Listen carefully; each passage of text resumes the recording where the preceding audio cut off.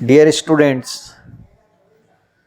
ये वीडियोस जो आप देख रहे हैं ये पिछले 25 सालों के क्वेश्चंस पेपर बोर्ड एग्ज़ाम में जो आए हैं उसमें से महत्वपूर्ण क्वेश्चंस इस साल और आने वाले सालों में जो आ सकते हैं उन्हें क्लासरूम के अंदर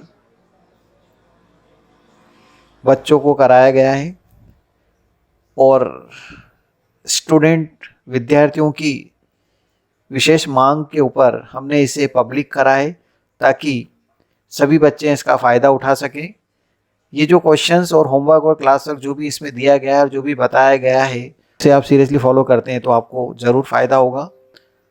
और साथ में बीच में क्लासरूम में जो हंसी मजाक हुई है आप उसको सीरियस ना लें, उसे इग्नोर करें।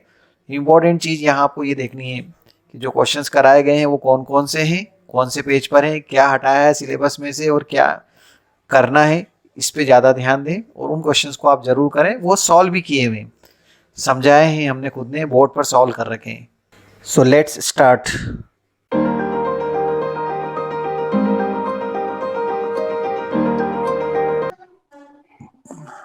The adjoint of a square matrix, the word is square matrix का एडजॉइंट होता है। फर्स्ट थिंग जो ऑब्जर्व करनी है, स्क्वायर मैट्रिक्स का adjoint. So adjoint of a square matrix is defined as transpose of A, एक square matrix है, ठीक है, m बाई एम की और n बाई एन की, इसका जो ट्रांसपोज होता है, transpose of a square matrix, adjoint of matrix का ट्रांसपोज मतलब square matrix, sorry, adjoint of a matrix को फाइंड करने के लिए स्क्वायर मैट्रिक्स आपको ए गिवन है, कोफैक्टर के मैट्रिक्स का transpose, adjoint A equal to cofactor, cofactor की मैट्रिक्स का ट्रांसपोज, कोफैक्टर की मैट्रिक्स सी आई जे लिख लेते हैं और उसका ट्रांसपोज, और डैश भी लगा सकते हैं, कोफैक्टर के मैट्रिक्स का ट्रांसपोज। अब कोफैक्टर्स कैसे फाइंड करते हैं, कल मैंने एक्सप्लेन कर दिया था कि how to find the cofactors. Cofactors की मैट्रिक्स का ट्रांसपोज लेने पे जो मैट्रिक्स बनती है उससे हम बोलते हैं एडजॉइंट। एक तो नया मैट्रिक्स को लाने का तरीका है, जैसे आपने ना बेसिकली मैथ्स के अंदर प्लस माइनस इंटू डिवाइड सीखे, फिर A plus B whole square, A plus B whole cube, real numbers के बारे में बहुत सारी चीज एक्सप्लोर करी हायर क्लास में आते आते आते, है ना, फिर उनका स्क्वायर रूट फाइंड, रेशनलाइजेशन, ऐसी कितनी चीजें पढ़ी। तो ऐसी मैट्रिक्स के अंदर भी अलग अलग तरह की चीजें हम बनाते जा रहे हैं, प्लस कर लिया, माइनस कर लिया, उसको इंटू भी करना सीख लिया, फिर ट्रांसपोज लेना भी सीख लिया। अब नई चीज सीख रहे हैं एडजॉइंट। एडजॉइंट कैसे सीख रहे हैं हम, इसमें कि कोफैक्टर्स की मैट्रिक्स ले लो और फिर उसका ट्रांसफर, और कोफैक्टर्स कैसे होते हैं ये भी समझा दिया आपको, कोफैक्टर्स क्या चीज होती है।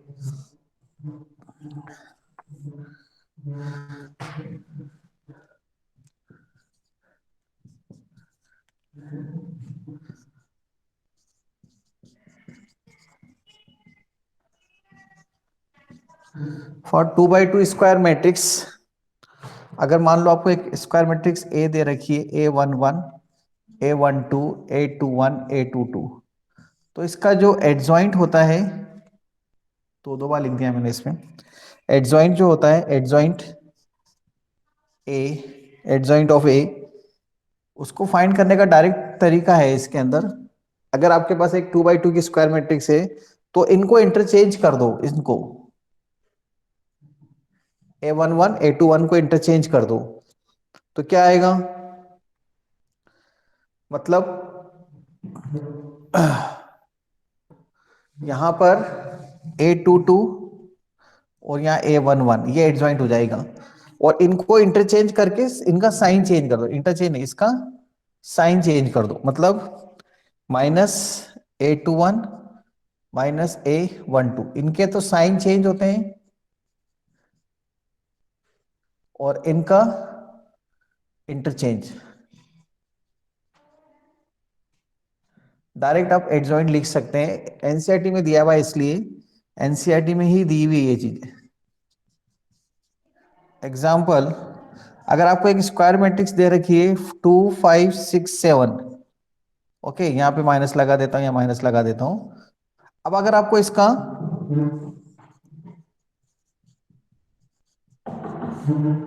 अगर आपको इसका एडजॉइंट फाइंड करना है, क्या हो गया था?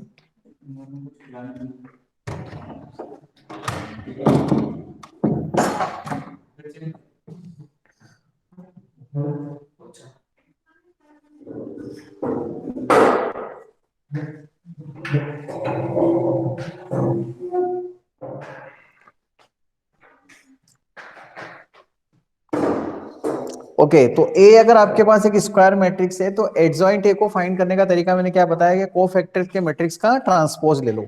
लेकिन 2 by 2 के लिए देखो डायरेक्ट लिख सकते हैं, शॉर्ट ट्रिक भी है 2 by 2 के लिए। इनको मेन जो डायगोनल उनको इंटरचेंज कर दो और इनके साइन चेंज कर दो। तो देखो यहाँ पर क्या हो जाएगा, एडजॉइंट ए क्या हो जाएगा इसका, डायरेक्ट इनको इंटरचेंज कर दो, मतलब -7 यहाँ लिख दो और 2 यहाँ लिख दो इंटरचेंज, और इनके साइन चेंज कर दो, मतलब यहाँ 5 और यहाँ -6। आपको तरीका तो पता ही है कोफैक्टर्स कैसे फाइंड करते हैं, कोफैक्टर्स में ऐसा होता है, तो कोफैक्टर के मैट्रिक्स का ट्रांसपोज लेने पर ये चीज आएगी। कोई डाउट? हेलो, किसी को डाउट? कोफैक्टर्स के मैट्रिक्स का ट्रांसपोज लेने पर ऐसा आएगा। इसमें कुछ रिजल्ट्स हैं और बहुत इंपॉर्टेंट रिजल्ट्स हैं। वो रिजल्ट्स इसलिए इंपॉर्टेंट है कि वो ऐसे ऑब्जेक्टिव क्वेश्चन तो पूछे जा सकते हैं, साथ में बोर्ड एग्जाम के अंदर उनमें से कुछ के प्रूफ भी आते हैं, प्रूव दैट करके, मतलब पूरी थ्योरम को प्रूव करना है with the help of example, ऐसा। थ्योरम 1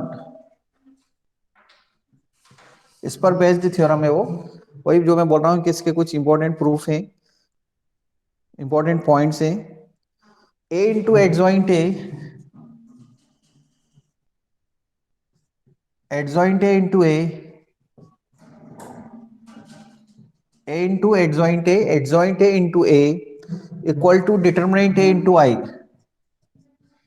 पहली चीज observation, first observation, commutative property A और एडजॉइंट ए में लगती है, क्योंकि कम्यूटेटिव प्रॉपर्टी नहीं लगती, मैंने आपको बताया मैट्रिक्स मल्टीप्लिकेशन में, matrix multiplication is not commutative.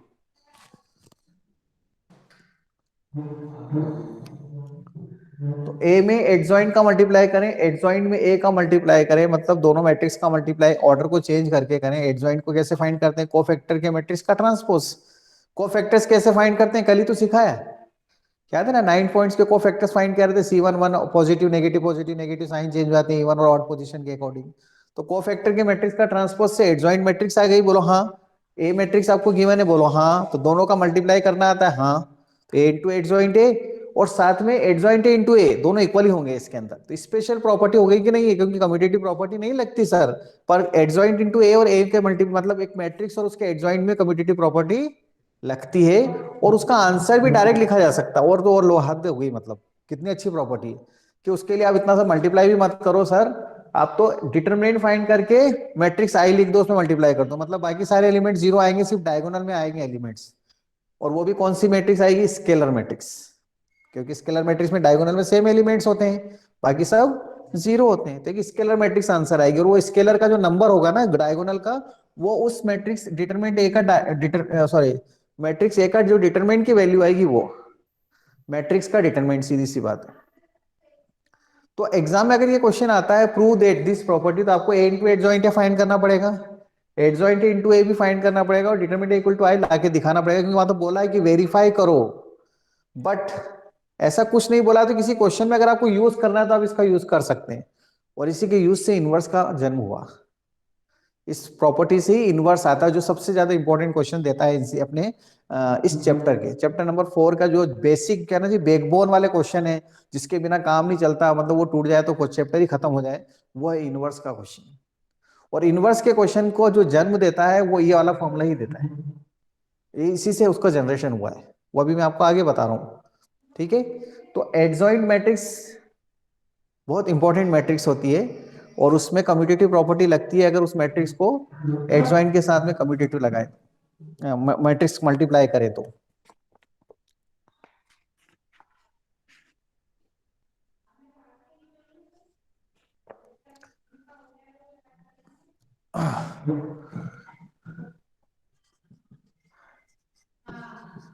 Singular matrix,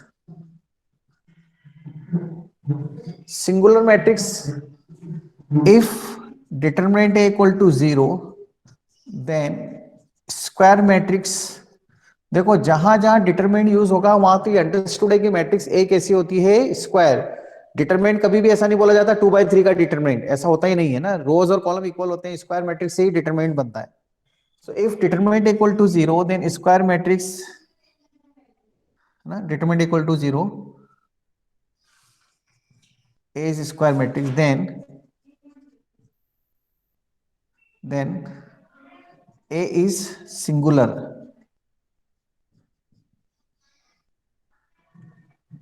ठीक है, सिंगुलर मैट्रिक्स बोलेंगे, स्क्वायर तो होती है, वो लिखने की जरूरत नहीं थी मुझे। ए इज सिंगुलर, यहां लिखना था मुझे, एक्चुअली वही लिख रहा था मैं। Then A is singular matrix अगर डिटरमिनेंट ए 0 आता है। इफ नॉन सिंगुलर कब हो जाएगी? Non singular if determinant A is not equal to 0। Determinant A 0 नहीं हो तो नॉन सिंगुलर मैट्रिक्स होती है।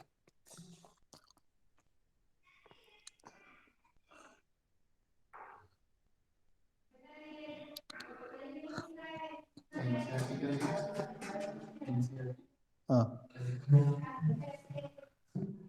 एनसीईआरटी में दिया हुआ है कि इसे इंटरचेंज करके आप डायरेक्ट 2/2 का एडजॉइंट लिख सकते हैं। Take the screenshot.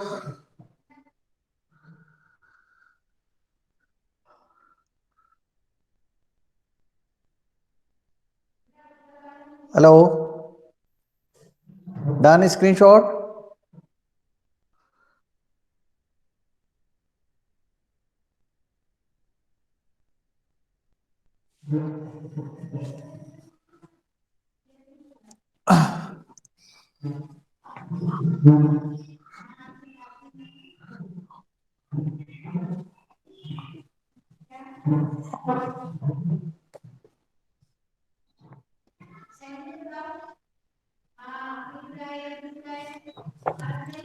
Theorem 2, if A and B are non-singular matrix,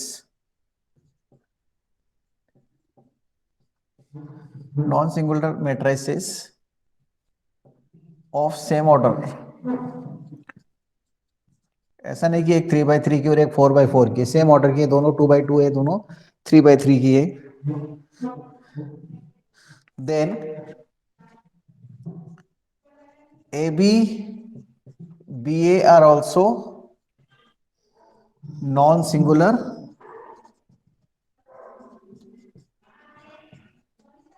matrices of same order.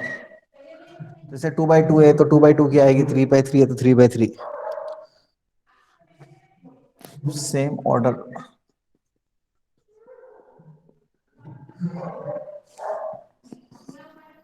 Theorem 3, ये थ्योरम 2, थ्योरम 3।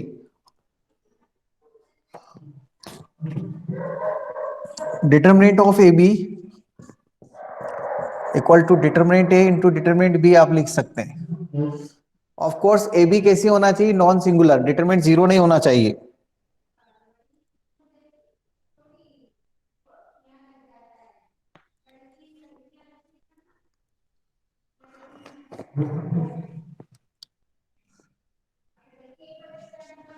रिमार्क, कुछ रिमार्क्स हैं। पहला रिमार्क इस पे बहुत इंपॉर्टेंट रिमार्क है, very very important remark. Determinant of adjoint of A, determinant किसका? Adjoint of A, वो किसके इक्वल होता है? डिटरमिनेंट ए का square. Determinant of adjoint of A equal to determinant A का स्क्वायर।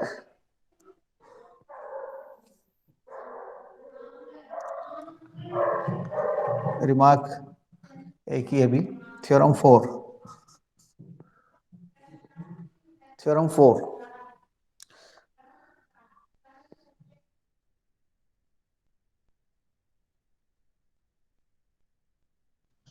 इन्वर्टिबल, इन्वर्ट के लायक, इनवर्स के लायक। A is invertible matrix if and only if and only if A is non singular,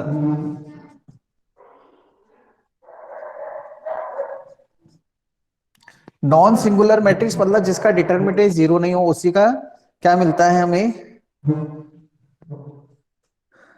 ये remarks में remark number 1 और एक और 2 भी लिख लो, माइंड में वही आ रहा था, एक और रिमार्क होना चाहिए।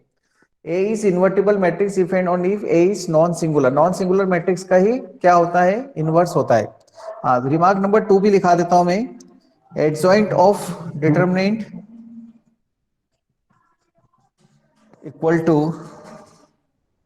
Determinant of adjoint A equal to determinant A raise to n minus one, n इसको ऑर्डर बोलते हैं, ठीक है। ये जनरल लिखा है, तो ये क्या था, दिस इज फॉर 3/3 मैट्रिक्स। ये किसके लिए था, 3/3, जनरली 3/3 क्या होते हैं ना, लेकिन 4/4 का आएगा तो 4-1 हो जाएगा, 5/5 का आएगा तो 5-1 हो जाएगा। यहाँ देखो determinant A raise to 5-1, determinant A raise to n-1 है ना, एडजॉइंट ए किसके इक्वल होता है, डिटरमिनेंट लेने के बाद एडजॉइंट का डिटरमिनेंट, डिटरमिनेंट ए की पावर n-, ये दोनों रिमार्क इंपॉर्टेंट है। A is invertible matrix, invertible matrix किसको बोलते हैं, व्हाट इज इन्वर्टिबल में, अभी तक हमने इसकी डिफाइन नहीं लिखी क्योंकि एलिमेंट्री रो ट्रांसफॉर्मेशन सिलेबस में से हटा दिया था, इसलिए हमने वहां पे नहीं पढ़ा इसको, नहीं तो जनरली हम उसको वहीं पढ़ा देते एलिमेंट्री रो ट्रांसफॉर्मेशन में। A B equal to B A equal to I, तो हम बोलते हैं ए इज इन्वर्टिबल, ये डिफाइन है। ए में बी का बी में ए का मल्टीप्लाई इक्वल आना चाहिए, मतलब कम्यूटेटिव प्रॉपर्टी लग रही हो तब, तभी वो मैट्रिक्स ए को हम क्या बोलेंगे, मतलब एक मैट्रिक्स ए के लिए एक मैट्रिक्स बी ऐसी एग्जिस्ट होना चाहिए, ढूंढ के देना है आपको कि दोनों का मल्टीप्लाई करने पर किसी भी ऑर्डर में मल्टीप्लाई करें, आइडेंटिटी आंसर आ जाए। अपन नहीं बोलते 5 को 1/5 से मल्टीप्लाई करो, 1/5 को 5 से मल्टीप्लाई करो 1 आता है, 1 को मल्टीप्लीकेटिव आइडेंटिटी बोलते हैं। यहाँ मल्टीप्लीकेटिव आइडेंटिटी नहीं है, मल्टीप्लीकेटिव आइडेंटिटी जो मल्टीप्लीकेटिव का जो आइडेंटिटी है वो मैट्रिक्स आइडेंटिटी, आइडेंटिटी मैट्रिक्स है, इसलिए यहाँ पर आई लिखेंगे, 1 नहीं लिखेंगे। तो 5 और 1/5 एक दूसरे के इनवर्स होते हैं ना, तो ऐसे ए और बी एक दूसरे के क्या हो जाते हैं, इनवर्स हो जाते हैं। तो ए इज इन्वर्टिबल के लिए ये कंडीशन होती है, ये इन्वर्टिबल की डेफिनेशन है। What is invertible matrix, for given matrix square matrix A there exist another matrix B in such a way that A B equal to B equal to I आ जाए। I मतलब identity matrix, मैंने example दे दिया 5 and 1/5 ये एक दूसरे के इनवर्स हैं, क्योंकि मल्टीप्लाई करने पे 1 आता है, 1 मल्टीप्लिकेटिव आइडेंटिटी, एक इन्वर्टिबल मैट्रिक्स। अब यहां क्या लिख रहे हैं, A is invertible matrix if and only if A is non singular, इसका मतलब determinant A is not equal to 0। अभी बताया नॉन सिंगुलर मैट्रिक्स क्या होती है, जिसका डिटरमिनेंट 0 नहीं होता है, 0 हो जाएगा तो वो सिंगुलर हो जाएगी, the determinant A is not equal to 0।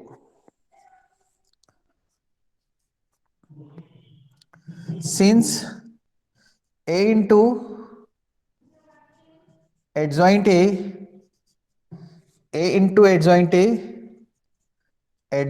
Into ए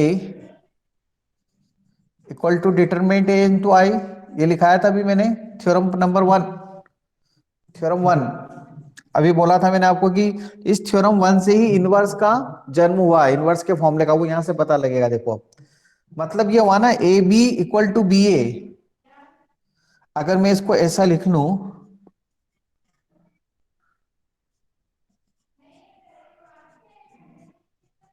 तो किसी को बुरा थोड़ी लगेगा। हाँ सर लिख लो आप, क्या प्रॉब्लम है, हमें कोई प्रॉब्लम नहीं है, ऐसा लिख लें। डिटरमिनेंट ए से डिवाइड कर दिया, क्योंकि डिटरमिनेंट ए 0 नहीं है तो डिटरमिनेंट ए से डिवाइड कर सकता हूं मुझे, और मैं किसी के भी अपॉन में लिखूं तो मैंने एडजॉइंट के अपॉन में लिख दिया। अगर इससे कंपेयर करूं तो इसमें हम क्या बोलते हैं, B equal to A inverse, ऐसा बोलते हैं मैथमेटिकली कि बी ए का इनवर्स है। तो इससे इसको कंपेयर करो, A B B A equal to I implies B क्या होता है, ए इनवर्स। बी मतलब कौन है इसमें, बी मतलब कौन, adjoint A by determinant A, therefore A inverse equal to क्या हो जाएगा, adjoint A by determinant A. कुल मिलाकर ये फॉर्मूला है जो आपको इनवर्स को डिटरमाइन करने में हेल्प करता है, इनवर्स को फाइंड करने में हेल्प करेगा। A inverse equal to adjoint A by determinant A. Adjoint कैसे फाइंड करते हैं, क्या होता है सर एडजॉइंट नहीं पता, ये मत बोल देना, भी पढ़ाया है। कोफैक्टर्स के मैट्रिक्स का ट्रांसपोज, कोफैक्टर्स के मैट्रिक्स का ट्रांसपोज लेने पे जो मैट्रिक्स आती है उसको हम बोलते हैं एडजॉइंट। कोई डाउट? मुझे डाउट बस यही है कि आज 20 बच्चे एब्सेंट क्यों हैं? बहुत ज्यादा बच्चे एब्सेंट है आज, कल तक तो 70 तक जा रहा था, आज 10 बच्चे ज्यादा। कल है तो ऐसे कौन है जो आज संक्रांत मना रहे हैं, कल बनेगी संक्रांत तो। लोहड़ी आज है ऐसा हो, वो तो पंजाबी लोग करते हैं ज्यादा, अपने इधर तो नहीं होती है वो। स्क्रीनशॉट ले भी लिया वहां ने? Good.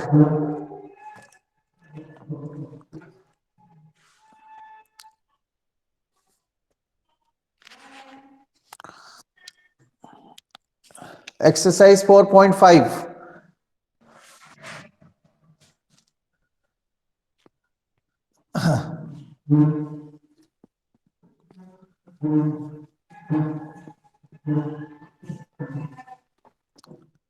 Exercise 4.5।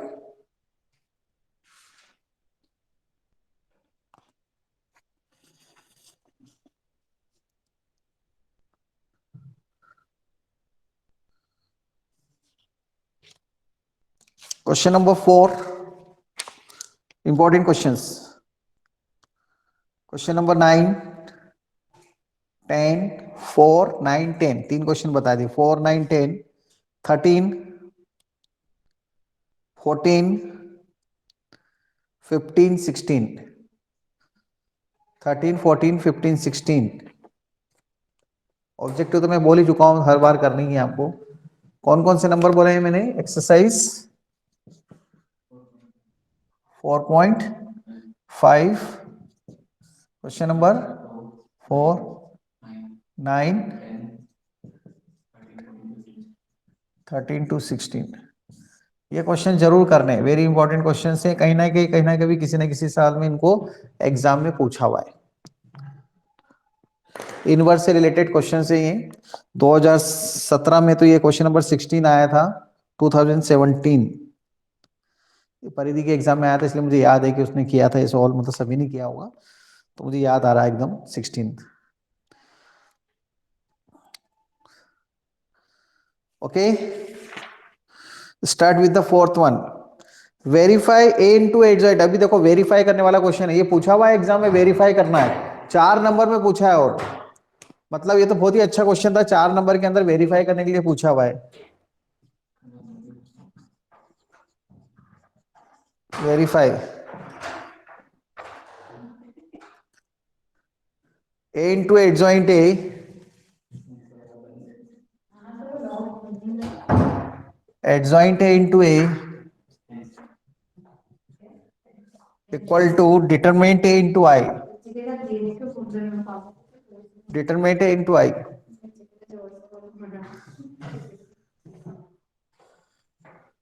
A matrix is given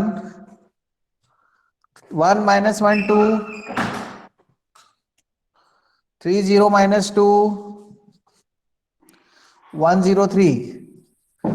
देखो इसमें जो वर्क है ना थोड़ा सा लेंदी है, बट दिमाग थोड़ी लगना है। तो 4 नंबर तो बिल्कुल लड्डू जैसे है ना, हमको लड्डू खाने की आदत नहीं सर, हम तो लड्डू बना के खाते हैं, हम तो बहुत इंटेलिजेंट बच्चे हैं, ऐसा बोलना मत। तो ए इंटू एडजॉइंट ए फाइंड करो।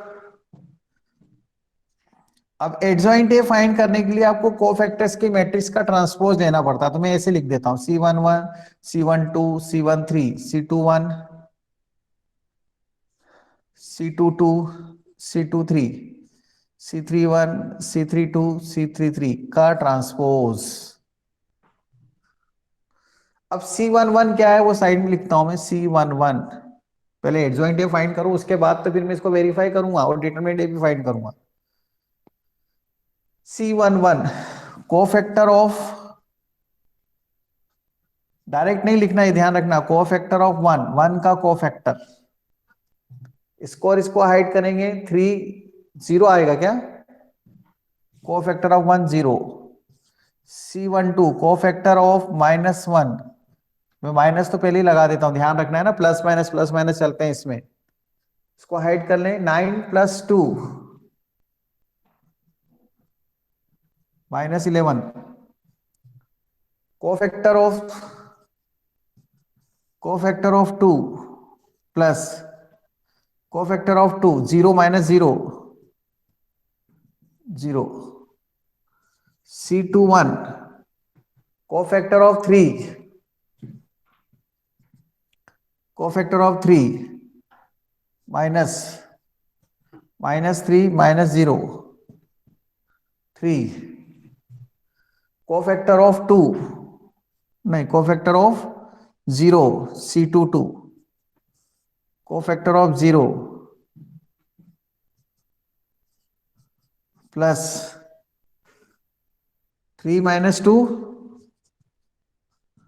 1, C23 cofactor of -2, cofactor of -2 0 + 3 minus में, 0 + 3 मतलब -3 हो जाएगा, फिर ये बाहर माइनस है ना, प्लस माइनस लगाते जा रहे हैं, चेक करते जाना आप अगर माइंड कर रहे हैं तो।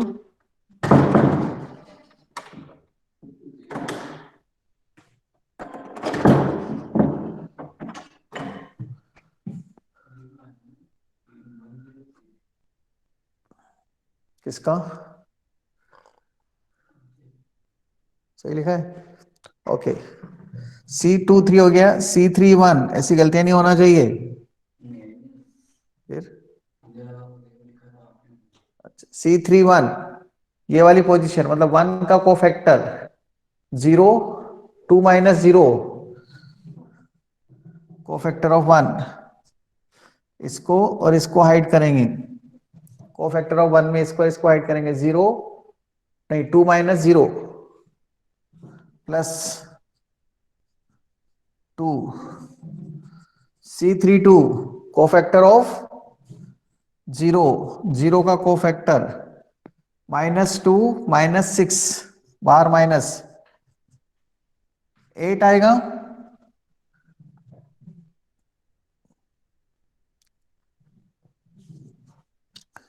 C33 कोफैक्टर ऑफ 3 0 + 3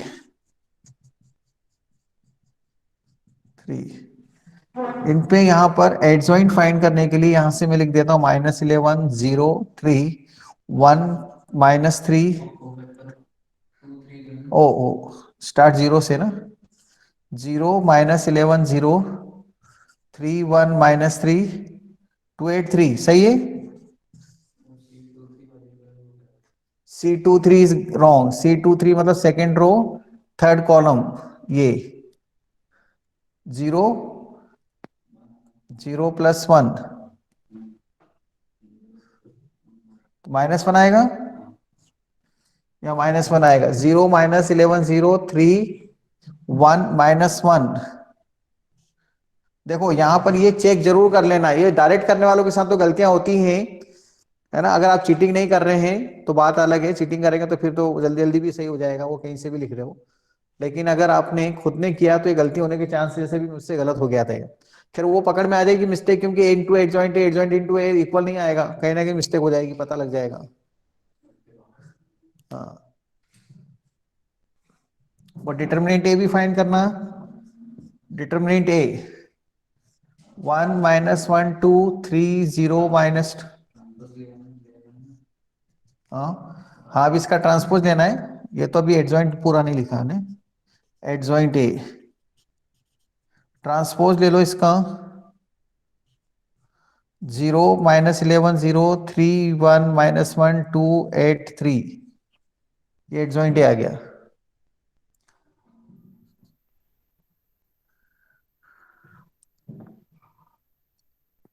डिटर्मिनेंट ए कितना आएगा, 1 ×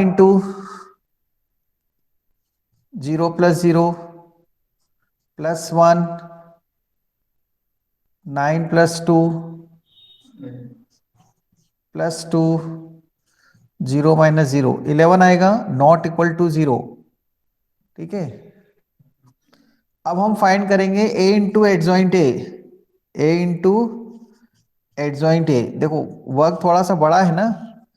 1 -1 2 3 0 -2 1 0 3, और एडजॉइंट ये फाइंड किया हमने 0 3 2 -11 1 8 0 -1 3।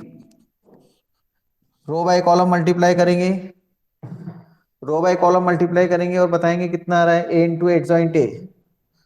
फिर adjoint A into A find करेंगे। ये मल्टीप्लाई आप करोगे, ये मैंने आपके लिए दिया है क्योंकि पहले भी मैं आपको 2-3 मल्टीप्लीकेशन बता चुका हूं कैसे करते हैं रो बाय कॉलम मल्टीप्लाई। 3-4 क्वेश्चन तो सॉल्व करें एटलीस्ट मैंने, मल्टीप्लीकेशन ऑफ मैट्रिक्स।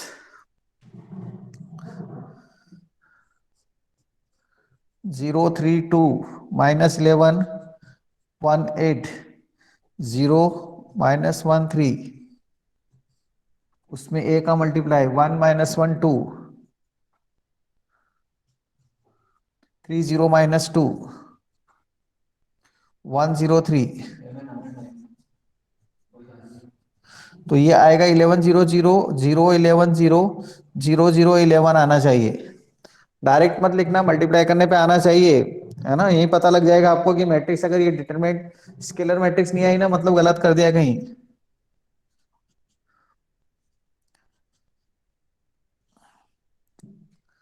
इसमें से 11 बाहर ले लेंगे, ठीक है। तो यहां बच जाएगा 1 0 0 0 1 0 0 0 1, और इसको हम लिख सकते हैं 11 इंटू मॉड, नहीं 11 इंटू आई, और 11 को क्या लिख सकते हैं, मॉड 11, डिटरमिनेंट ए, मॉड 11 क्या, सॉरी, डिटरमिनेंट ए इंटू आई। उधर भी यही आ रहा है देखो, 11 बाहर ले लिया, 1 0 0 0 1 0 0 0 1, 11 को लिख देंगे डिटरमिनेंट ए इंटू आई। नीचे का दिख नहीं रहा होगा, मैं इसको थोड़ा सा एडजस्ट कर देता हूं।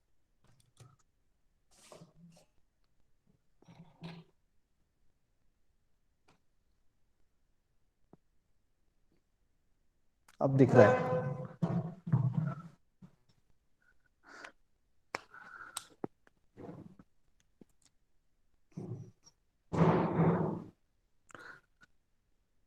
चार नंबर का क्वेश्चन है, इतना सब कुछ करना है फिर वेरीफाई हो गया है। ब्लर आ रहा है महक, दोनों तीनों इक्वल हो गए। हेलो, अब ठीक है।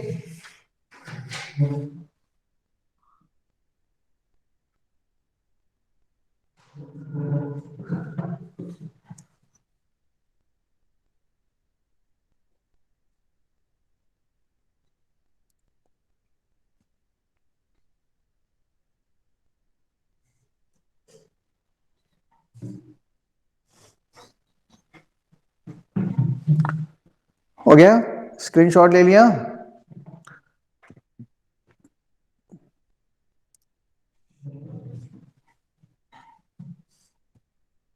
क्वेश्चन नंबर 4 था ये, बोर्ड एग्जाम के में आ चुका है, ये सब मैं आपको बता रहा हूँ। नंबर ही चेंज हुए होंगे या एग्जैक्टली यही आया होगा, लेकिन बस इतना ध्यान है कि इस टाइप का क्वेश्चन एग्जाम में आ चुका है बोर्ड एग्जाम में। ये नंबर थोड़ी ध्यान रख सकता मैं यहाँ पे क्या लिखे थे, इसकी एंट्रीज क्या थी मैट्रिक्स के ना, पर इस टाइप का तो 4 नंबर का क्वेश्चन बनता है। पर ये पेशेंटली आपको ये सब करना है इस तरह से, ये नहीं लिखे डायरेक्टली ये लिख दिया तो फिर नंबर कट जाते हैं एग्जाम में। क्वेश्चन नंबर 9, हाँ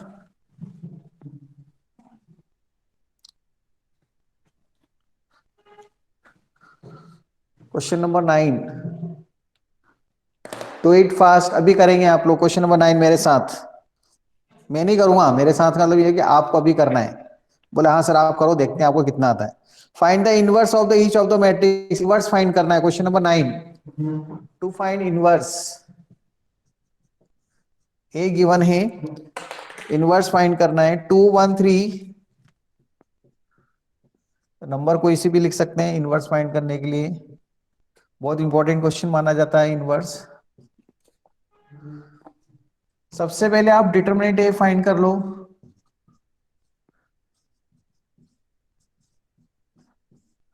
ये कितना आ रहा है डिटरमिनेंट? -2 -4 -6 आ रहा है क्या?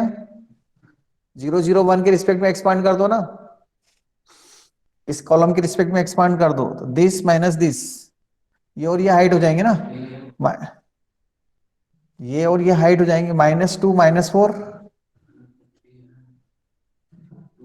अरे 3 है यहाँ पे। अच्छा, अब तो ऐसे ही करना पड़ेगा, -1 -0 -1,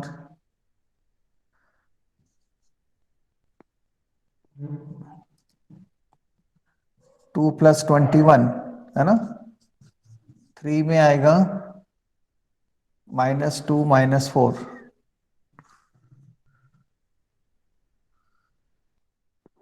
23, -2 -23 -18, -3 आ रहा है क्या? नहीं, सब माइनस में ही है तो।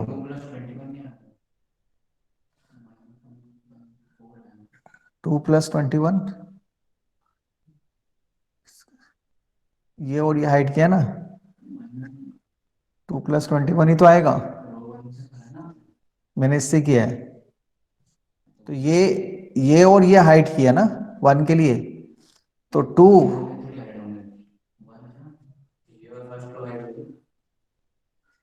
2 के साथ में तो ये हुआ -1, ये ठीक है, 1 के साथ में ये और ये हाइट होगा, तो 4 क्या कर रहा हूं मैं, 4 -0, सॉरी ना, पता नहीं क्या कर रहा था अभी मैं।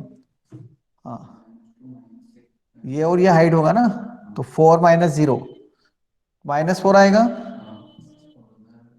और 3 के साथ में 8 + 7, 8 -7, पता नहीं क्या कहाँ दिमाग चला गया था अचानक, सॉरी, है ना, तो ये +8 आएगा, तो 8 -7 1 × 3 हो जाएगा ये, तो -3 आएगा, नॉट इक्वल टू 0। बहुत बुरी तरीके से गलत करा मैंने, आई एम सॉरी, ऐसा होना नहीं चाहिए, पता नहीं कभी कभी हो जाती है चीजें।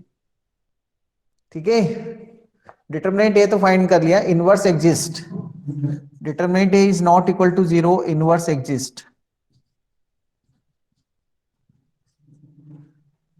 अब इनवर्स एग्जिस्ट करता है, इसका मतलब एडजॉइंट ए वाला, ये वाला फॉर्मूला लगाओगे, A inverse equal to adjoint A by determinant A, ये आपको ट्राई करना है, just now please try, right now आपको ट्राई करना है।